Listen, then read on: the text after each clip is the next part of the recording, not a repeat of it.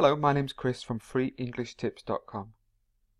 Welcome to the next part of the Describe Image video selection, and today we're talking about the PTE Academic Speaking question type Describe Image and how to prepare for this exam. So the question is how to start. What do you need to do? The most important part for me is good planning. You need to be aware of all the types of question images that you will see. Please stay calm, don't panic. One of the biggest problems with students is that they hate this question type, and I say to them again and again that Describe Image really isn't that difficult. If you know the technique, you should have no problems. It is all about fluency. Finally, you need to use some linking phrases.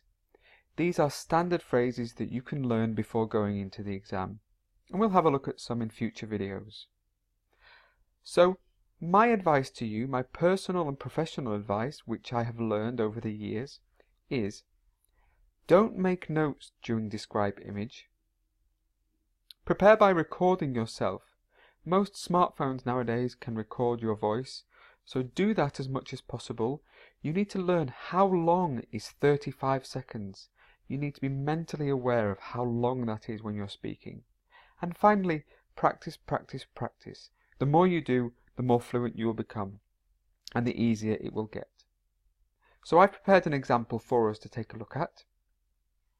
And this example talks about how young men are living at home with their parents. Proportionately more men living at home than women. It shows the years, which are from 1996 to 2013. The women are clearly shown in red, and the men are shown in blue. They are shown as an estimate in millions, and there's a grey section which shows the post-economic downturn. One of the reasons why students find this section so difficult is because they focus too much on comparison. They want to be analytical and describe the graph comparatively, so they may look at how many women compared to men are living at home. My experience is that this is a computer. It cannot accurately distinguish whether you are accurate or not. Therefore, the focus is going to be on fluency and making sure that your sentences are logical and methodical.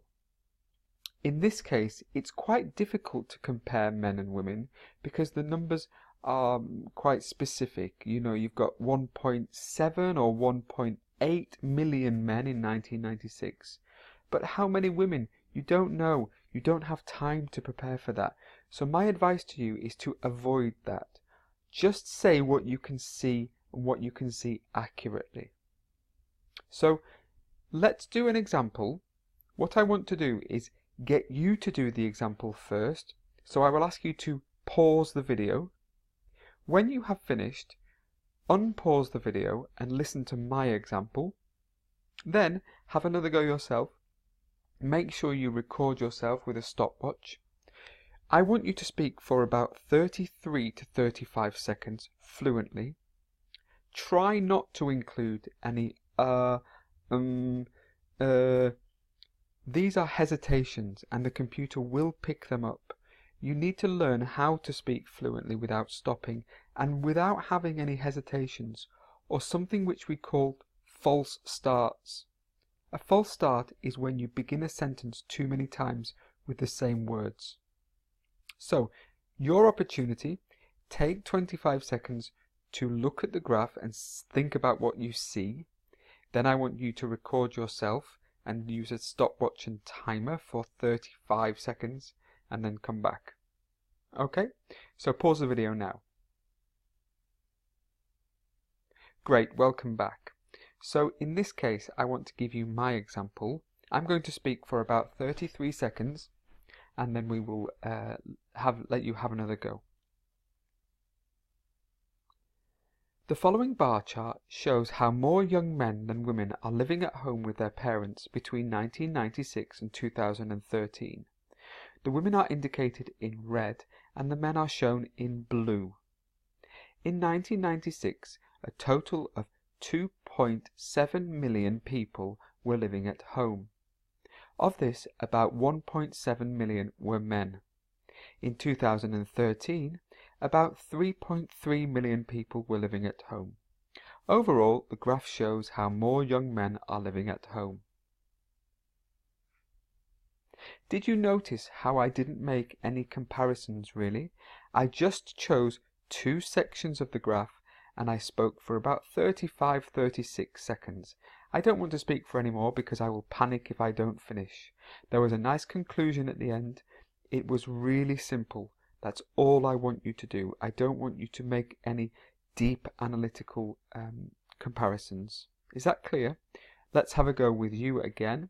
Pause the video and have a try, and then we'll come back. Okay, did you feel any better? Maybe have another go, practice, practice, practice. Remember, just say what you can see. Don't be confused and don't be panicked by all of the data that's on the graph. It's as simple as that. If you like this video, subscribe, like the video itself, and come back and watch the next video in this series. Have a great day.